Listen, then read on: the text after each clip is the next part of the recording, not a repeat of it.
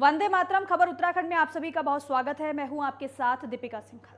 मुख्यमंत्री पुष्कर सिंह धामी आज मसूरी में लाल बहादुर शास्त्री राष्ट्रीय प्रशासनिक एकेडमी मसूरी पहुंचे और जहां पर एलबीएस एकेडमी में डिजिटल प्रदर्शनी और सेमिनार का शुभारंभ किया गया। इस मौके पर एलबीएस के प्रशिक्षु अधिकारियों को संबोधित करते हुए उन्होंने कहा कि हम अपने पूरे जीवन में प्रशिक्षु रहते हैं, सीखने की कोई सीमा नहीं है और शिक्षार्थी बनने की कोई आयु नहीं है। बता दें कि मुख्यमंत्री पुष्कर सिंह धामी और कृषि मंत्री गणेश जोशी का मसूरी पहुंचने पर मसूरी बीजेपी मंडल अध्यक्ष मोहन पेटवाल, महामंत्री कुशाल राणा, सभासद अरविंद सेमवाल समेत कई लोगों ने जोरदार स्वागत किया। इस मौके पर मोहन पेटवाल ने मसूरी की समस्या को लेकर एक ज्ञापन भी मुख्यमंत्री धामी को सौंपा है। इस कार्यक्रम को संबोधित करते हुए उन्होंने कहा कि आप सभी प्रशिक्षु बड़े सौभाग्यशाली हैं कि जब पूरे देश में आज़ादी का अमृत महोत्सव मनाया जा रहा है, ऐसे समय में आपका प्रशिक्षण पूरा हुआ है। अब आप अपना कार्य शुरू करेंगे। उन्होंने ये भी कहा कि मेरा मानना है कि हम अपने पूरे जीवन में प्रशिक्षु रहते हैं, हम सदैव कुछ ना कुछ सीखते रहते हैं, सीखने की कोई सीमा नहीं है और शिक्षार्थी बनने की कोई आयु नहीं है। भारत का लोकतंत्र दुनिया के सबसे मजबूत लोकतंत्रों में से एक है। वहीं सीएम धामी ने मसूरी मुख्यमंत्री के ये मसूरी दौरे को लेकर पुलिस प्रशासन ने सुरक्षा के पुख्ता इंतजाम किए हुए हैं। आपको बता दें कि लाल बहादुर शास्त्री राष्ट्रीय प्रशासनिक एकेडमी एक सिविल सेवा प्रशिक्षण संस्थान है जो मसूरी में स्थित है। एकेडमी का मुख्य उद्देश्य आईएएस कैडर के सिविल सेवकों को प्रशिक्षित करना और group A central civil services के फाउंडेशन कोर्स का संचालन करना है।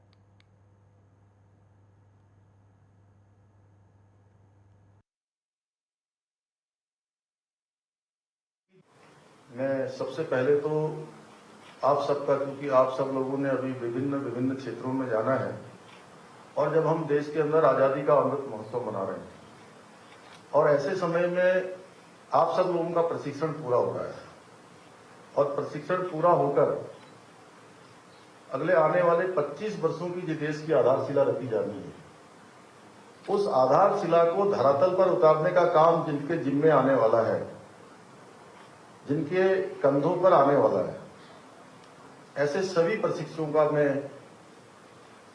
अपनी तरफ से अभिनंदन करता हूं।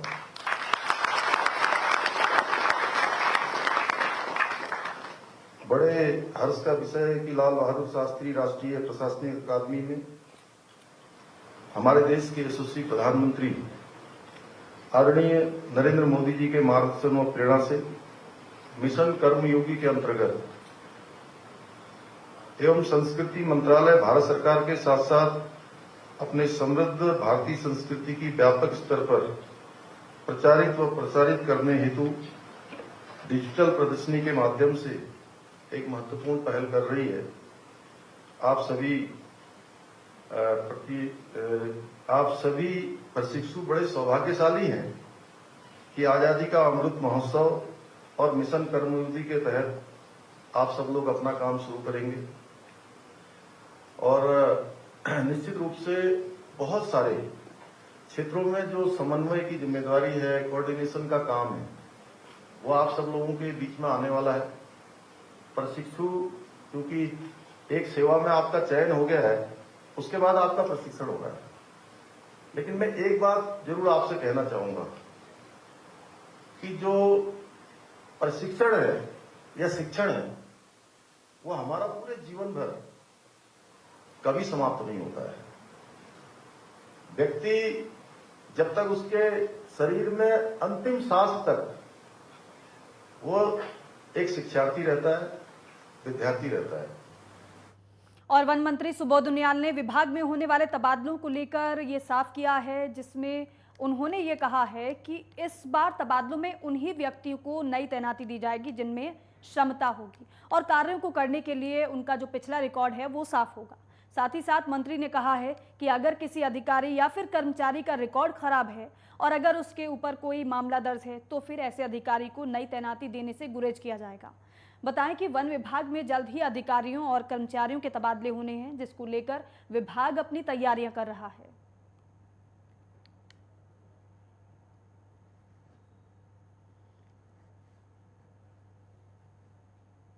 प्राथमिक प्राथमिकता तो साफ है कि एफिशिएंसी बेस्ड पोस्टिंग्स होंगी। मैंने पहले भी कहा था कि जो स्थानांतरण उद्योग है उसको पूरी तरह खत्म करके क्षमता के अनुरूप नियुक्तियां दी जाएंगी।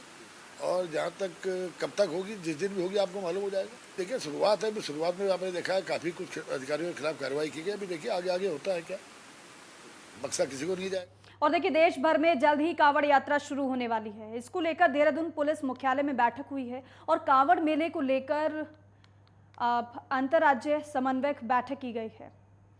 उत्तर प्रदेश, दिल्ली, हरियाणा, हिमाचल प्रदेश, राजस्थान और चंडीगढ़ के पुलिस अधिकारी बैठक में मौजूद हैं और इस बैठक में कांवड़ मेले को शांतिपूर्ण तरीके से पूरा करने को लेकर चर्चा की जा रही है। बता दें कि जुलाई के पहले हफ्ते में कांवड़ यात्रा शुरू हो सकती है और अनुमान ये है कि भारी संख्या में लोग श्रद्धालु और इस बार कांवड़ यात्रा के लिए पहुंच सकते हैं और इसलिए पहले से ही तमाम तैयारियां पूरी की जा रही हैं। हालांकि प्रशासनिक बैठक कांवड़ यात्रा को लेकर चल रही है, तो तमाम राज्यों के अधिकारी इस बैठक में शामिल हैं। मंथन किया जा रहा है कि कांवड़ यात्रा को किस तरीके से शांतिपूर्ण तरीके से संपन्न कराया जाए। और उत्तराखंड में चारधाम यात्रा जारी है। अब ऐसे में भारी संख्या में चारों धामों में यात्री पहुंच रहे हैं और इस साल माना यह जा रहा है कि चारधाम यात्रा में पिछले कई सालों के रिकॉर्ड टूट सकते हैं।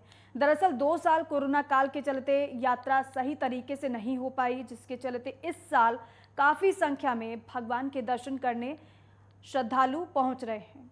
डीजीपी अशोक कुमार के मुताबिक अभी तक 25 लाख से ज़्यादा यात्री चारधाम यात्रा के लिए पहुंच चुके हैं और वहीं 2019 में चारों धामों में 34 लाख के करीब यात्री पहुंचे थे।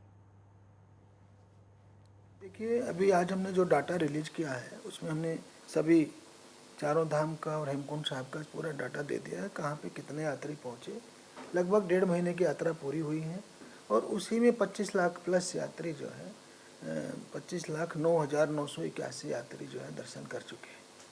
और अभी तक का जो ओवरऑल रिकॉर्ड रहा है 2019 का था 34 लाख कुछ संख्या थी।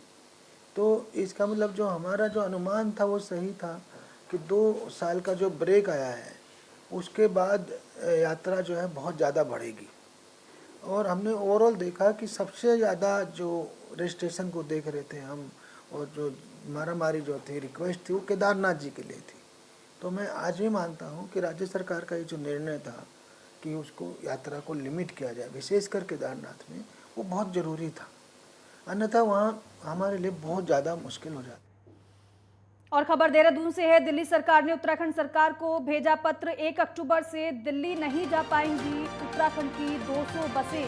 1 अक्टूबर से सिर्फ BS6 बसों को भी दिल्ली में एंट्री मिलेगी। हालांकि उत्तराखंड परिवहन निगम के पास है BS6 मानक की 50 बसें। दिल्ली सरकार का वायु प्रदूषण को ध्यान में रखते हुए यह फैसला लिया गया है। 1 अक्टूबर से दिल्ली में BS6 वाहनों की एंट्री बंद कर दी जाएगी। तो बड़ी खबर आपको बता रहे हैं कि देहरादून से जानकारी है कि दिल्ली सरकार ने उत्तराखंड सरकार को पत्र भेजा है। 1 अक्टूबर से दिल्ली नहीं जा पाएंगी उत्तराखंड की 200 बसें। 1 अक्टूबर से सिर्फ BS6 बसों को ही दिल्ली में एंट्री मिलेगी।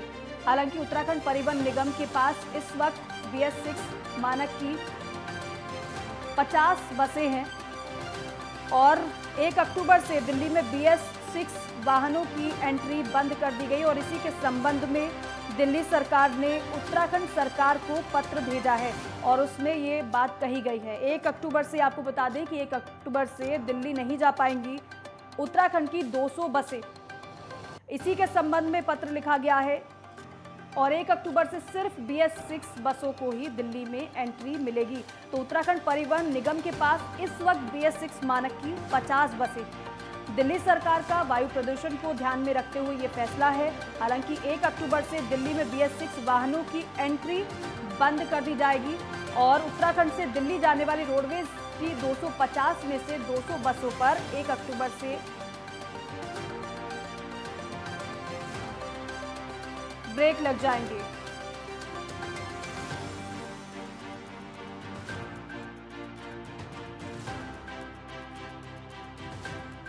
तो आपको बता दें कि दिल्ली में BS4 की एंट्री बंद कर दी गई है। सिर्फ BS6 बसों को ही एंट्री मिलेगी दिल्ली में। हालांकि दिल्ली सरकार ने इसके संबंध में उत्तराखंड सरकार को एक पत्र लिखा है। हाँ, और ये जो फैसला लिया है दिल्ली सरकार ने, वो बढ़ते प्रदूषण के चलते लिया है। अब ऐसे में पूरी जानकारी दिल्ली सरकार की तरफ से उत्तराखंड सरकार को एक पत्र के जरिए भेजी गई है। 1 अक्टूबर से दिल्ली नहीं जा पाएंगी उत्तराखंड की 200 बसें।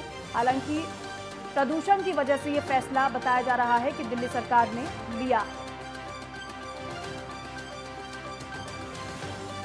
तो 250 में से 200 बसों पर 1 अक्टूबर से ब्रेक लग जाएगी। दरअसल दिल्ली सरकार ने सिर्फ BS6 बसों को ही एंट्री देने का पत्र भेजा है और BS6 मानक वाली 22 वॉल्वो और कुछ अनुबंधित बसें मिलाकर सिर्फ 50 बसें ही परिवहन निगम के पास है।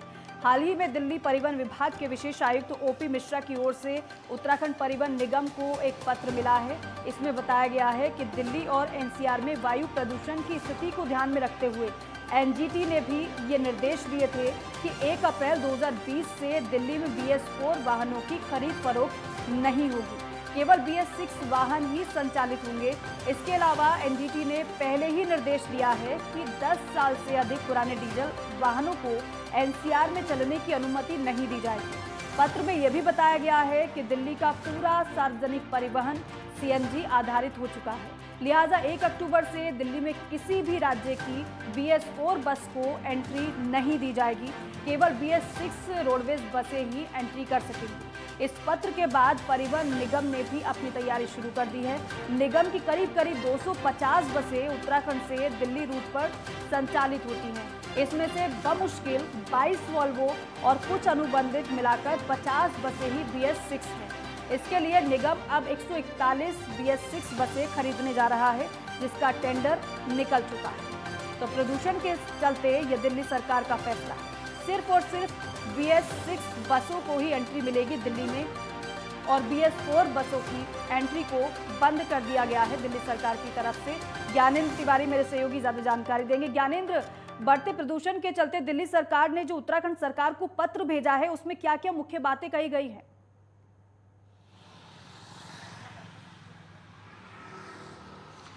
देखिए, दिल्ली सरकार की तरफ से उत्तराखंड सरकार को जो पत्र भेजा गया है, साफ तौर पे इस बात का जिक्र किया गया है कि जो BS6 की बसें हैं, केवल उन्हीं का संचालन दिल्ली में किया जा सकता है। और ऐसे में देखा जाए तो तकरीबन 250 बसें उत्तराखंड में जो हैं, उनमें से 200 ऐसी बसें हैं जो BS4 हैं। ऐसे में इन बसों का संचालन 1 अक्टूबर से रुक सकता है, क्योंकि जो पत्र लिखा गया है, साफ तौर पे कहा गया है कि 1 अक्टूबर से दिल्ली में इन बसों पे प्रतिबंध लगाया जाएगा जो BS4 की बसें हैं, यानी कि BS6 की बसों को ही केवल दिल्ली में आने की अनुमति दी जाएगी। खास तौर पे देखा जाए तो हमने ये देखा है कि 2020 अप्रैल में ही NGT ने जिस तरीके से दिल्ली सरकार को ये कहा था कि प्रदूषण पे नियंत्रण करने को लेके BS6 की बसों को ही केवल दिल्ली में प्रवेश दिया जाए, उसके बाद ही दिल्ली सरकार की तरफ से कवायद तेज की गई। और अब जिस तरीके से हम देख रहे हैं कि दिल्ली सरकार की तरफ से उत्तराखंड सरकार को एक लेटर दिया गया और कहा गया है कि 1 अक्टूबर से पहले कहीं ना कहीं जो BS4 की बसें चल रही हैं, उन पे 1 अक्टूबर के बाद वो प्रतिबंध लगा देंगे। यानी कि देखा जाए तो उत्तराखंड सरकार के पास समय है। और ऐसे में जो जानकारियां आ रही हैं कि 141 बसों का जो टेंडर है वो उत्तराखंड सरकार की तरफ से, निगम की तरफ से, जो परिवहन निगम है उनकी तरफ से टेंडर निकाला गया है। और अब देखा जाए कहीं ना कहीं काफ़ी संख्या में जो लोग हैं रोजाना उत्तराखंड से और दिल्ली का रुख करते हैं और दिल्ली से उत्तराखंड का 250 बसें जो हैं रोजाना इनका संचालन उत्तराखंड और दिल्ली के बीच में होता है। और 200 बसों के जो पहिए हैं वो 1 अक्टूबर से थम सकते हैं। उसके पहले राज्य सरकार की तरफ से जो कवायद है इस पे तेज कर दी गई है। देखा जाए तो BS4 जो है, भारत स्टेट की जो बसें हैं, BS6 के लिए जो अनुमति दी गई है, खासतौर पे देखा जाए तो इसमें जो इंजन लगाए गए हैं, हाईटेक जो इंजन है, कहीं ना कहीं जो डीजल और पेट्रोल जो इंजन है उनके जो प्रदूषण है, तकरीबन 75% जो प्रदूषण है वो फिल्टर कर दिया जाता है और कम किया जाता है, जिससे कि वायु में जो प्रदूषण है वो काफ़ी कम होता है। ऐसे में देखा जाए तो एनजीटी के जो मानक हैं, मानकों के अनुरूप जो अध्ययन किया गया था एनजीटी की तरफ से वैज्ञानिकों का, उसके बाद से ये फैसला लिया गया था कि राजधानी दिल्ली में इन बसों पे प्रतिबंध लगाए जो कि BS4 के बसें हैं, और जो ज़्यादा प्रदूषण करने वाले जो मोटर हैं उन पे प्रतिबंध लगाया जाए। और इस बीच हमने देखा किस तरीके से दिल्ली सरकार ने लगातार इस पर कवायद की, और अब जिस तरीके से सभी स्टेटों को उनकी तरफ से नोटिस भी दिया गया। बहरहाल उत्तराखंड सरकार को नोटिस आया है साफ तौर पे, और उत्तराखंड सरकार के पास जो समय है उसके समय के अनुसार जो है वो व्यवस्थाएं करनी होंगी। यानी कि 200 बसों को लेके जिस तरीके से एनजीटी ने जानकारी दी है कि उन पर प्रतिबंध लगने वाला है, अब उत्तराखंड सरकार की तरफ से कवायद की जा रही है कि BS6 की जो बसें हैं उनको खरीदा जाए, और जो दिल्ली और उत्तराखंड के बीच जो संचालन है उसे अक्टूबर के बाद भी गतिमान रखा जाए। जी। और ज्ञानेंद्र, क्योंकि आप भी बता रहे हैं कि 141 BS6 बसें खरीदने के लिए टेंडर भी निकाला जा चुका है, तो इस प्रक्रिया को लेकर क्या जानकारी है? क्योंकि अक्टूबर तक का तो समय दिया गया है, यानी कि इससे पहले बसें खरीदनी होंगी BS6 उत्तराखंड सरकार को।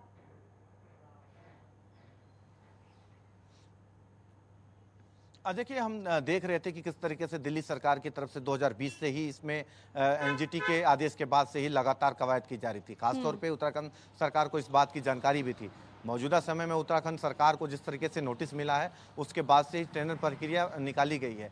141 बसों के लिए जो उत्तराखंड परिवहन निगम है उनकी तरफ से टेंडर निकाला गया है नई बसों को खरीदने के लिए, और इस पे कवायद तेज कर दी गई है। हालांकि सरकार के पास समय है, जुलाई और सितंबर का महीना बचा हुआ। इन 2 महीनों के अंदर सरकार को कहीं ना कहीं बसों की खरीद को लेके जो प्रोसीजर है उसको तेज करनी होगी, बसों को खरीदना होगा, नहीं तो 1 अक्टूबर से बसों के संचालन पे जो कहीं ना कहीं रोक लगेगी उससे परिवहन पे बहुत बड़ा प्रभाव पड़ेगा, क्योंकि हजारों की लाखों की संख्या में रोजाना जो यात्री हैं वो दिल्ली से और देहरादून से दिल्ली के लिए होते हैं। तमाम स्टेशनों से उत्तराखंड के, चाहे वो हरिद्वार हो, कुमाऊं के इलाके, हल्द्वानी है, तमाम स्थानों से जो दिल्ली के लिए रुक करते हैं उन पे प्रतिबंध लगेगा, उनके पहिए थम जाएंगे। ऐसे में सरकार की तरफ से कवायद की जा रही है। अब देखने वाली बात यह है कि 2 महीने के पहले किस तरीके से सरकार इन सभी बसों का कहीं ना कहीं खरीद कर पाती है, या फिर क्या कुछ इसका दूसरा बिल्कुल ज्ञानेंद्र, और जल्दी ही इस प्रक्रिया को सरकार को पूरा भी करना होगा। चलिए, बहुत शुक्रिया फिलहाल ये तमाम जानकारी हमारे दर्शकों तक पहुंचाने के लिए। और रुक रहे हैं फिलहाल एक छोटे से ब्रेक के लिए, फौरन लौटेंगे।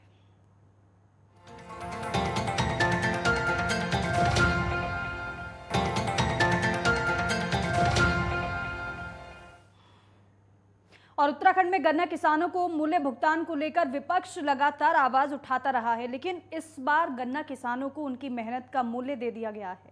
और इसी क्रम में पशुपालन और गन्ना मंत्री सौरभ बहुगुणा ने कहा कि चीनी मिलों को 500 करोड़ रुपए का भुगतान करना था, जिसमें से 400 करोड़ से ज्यादा का भुगतान हम कर चुके हैं, और जो भी बचा है उसका भी भुगतान चीनी मिलों को कर देंगे। पहली बार ऐसा हो रहा है कि कुछ चीनी मिल अप्रैल में बंद हुई और कुछ मिलें मई में बंद हुई हैं, लेकिन 1.5 महीने के अंदर लगभग सरकार ने पेमेंट कर दी है। और पिछली बार सदन में विपक्ष ने लगातार गन्ना किसानों को लेकर मुद्दा उठाया और सरकार पर गंभीर आरोप भी लगाए थे, लेकिन इस बार सदन चला और एक बार फिर विपक्ष ने गन्ना किसान को लेकर इस बार हालांकि सवाल नहीं उठाया, और इससे ये दिखाता है, ये नज़र आता है कि सरकार कितना बेहतर काम कर रही है। और मैंने मुख्यमंत्री के सामने मिलों को लेकर प्रपोजल भी रखा है। मुख्यमंत्री की तरफ से आश्वासन दिया गया है कि जल्द ही वो उनके विभाग की समीक्षा बैठक लेंगे। हमारी पूरी कोशिश है कि किसानों को लाभ पहुंचाया जाए, और उसी दिशा में हमारी सरकार काम भी कर रही है।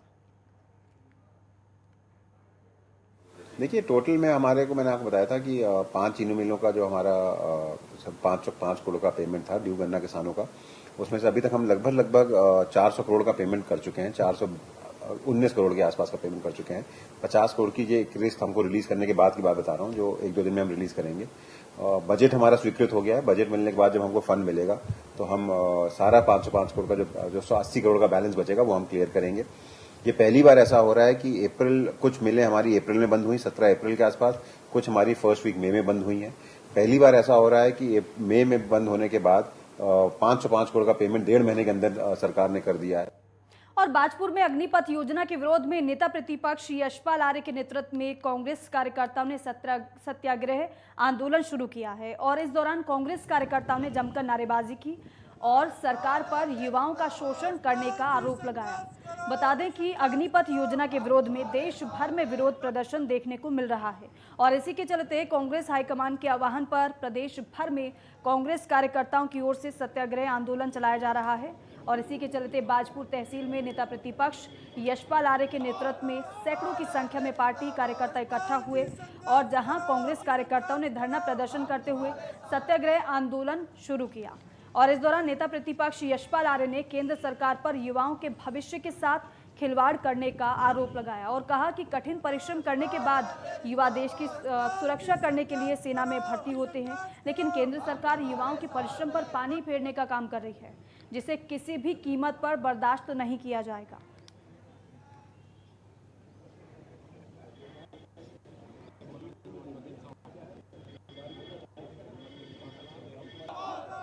सीमा में और देश की सेवा में अपने प्राणों की आहुति दी है, बलिदान दिया है और आज उत्तराखंड के नौजवान हताश हैं, कुंठित हैं, जो लगातार उन्हें उम्मीद थी कि केंद्र सरकार, रक्षा विभाग उन्हें निश्चित रूप से सेना में प्रवेश के लिए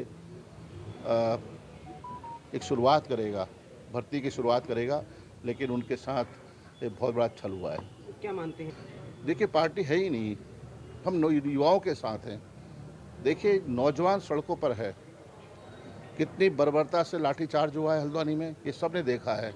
निहत्थे नौजवान जो अपना प्रदर्शन कर रहे थे, अपने हक की बात कर रहे थे, अपने हकूक़ की बात कर रहे थे, उनके साथ लाठीचार्ज हुआ, उनको दौड़ा दौड़ा कर पीटा गया, उनके खिलाफ आपराधिक मुकदमे कायम किए गए हैं। ये हल्द्वानी का ही मामला नहीं, पूरे उत्तराखंड में हर जगह हुआ, पूरे देश में हो रहा है।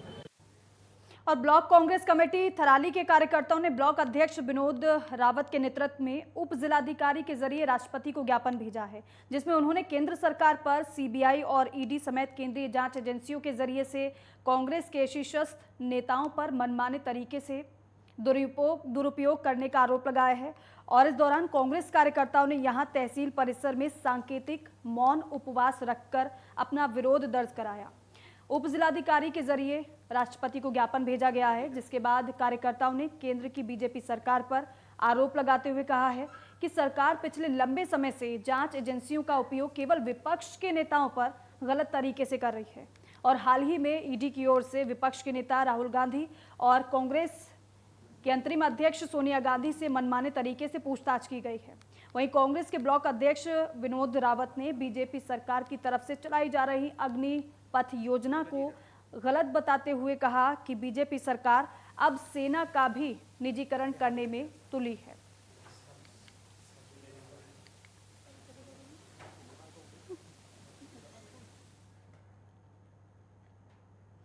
दसवीं और 12वीं बोर्ड परीक्षा के लिए इस साल से परीक्षार्थियों को अपना ऑनलाइन आवेदन भरना होगा। हालांकि इस बार ये प्रक्रिया थोड़ी देरी से शुरू हो सकती है और उत्तराखंड विद्यालय शिक्षा परिषद के अपर सचिव एनसी पाठक ने बताया है कि जुलाई में इसके लिए काम भी शुरू होगा और जुलाई में ही इसका टेंडर होगा। उन्होंने ये भी बताया है कि आवेदन पत्र भरने की जो आखिरी तारीख है वो 14 अगस्त होगी। ये भी बता दें कि 10वीं और 12वीं बोर्ड परीक्षा के लिए इस साल से परीक्षार्थियों का अपना आवेदन ऑनलाइन भरना होगा। उत्तराखंड विद्यालय शिक्षा परिषद इसकी तैयारी में लगा हुआ है। ऑनलाइन आवेदन पत्र भरने से इसमें त्रुटि होने की संभावनाएं बहुत कम हो जाएंगी। इस बार जो है बोर्ड के जो आवेदन पत्र हैं हाई स्कूल और इंटरमीडिएट के, वो ऑनलाइन करने की प्रक्रिया जो है वो प्रस्तावित है। तो इसका जुलाई में इसके लिए जो है कार्य शुरू हो रहा है। जुलाई में हमारा टेंडर होगा और तत्पश्चात जो है जुलाई आखिरी सप्ताह या अगस्त में आवेदन पत्र भरे जाएंगे, क्योंकि जो आवेदन पत्रों की भरने की डेट होती है वो 14 अगस्त तक होती है। तब तक हम ऑनलाइन आवेदन पत्र भरा दें। और इसी के साथ ही फिलहाल खबर उत्तराखंड में बस इतना ही। आप देखते रहिए नेटवर्क 10। जय हिंद।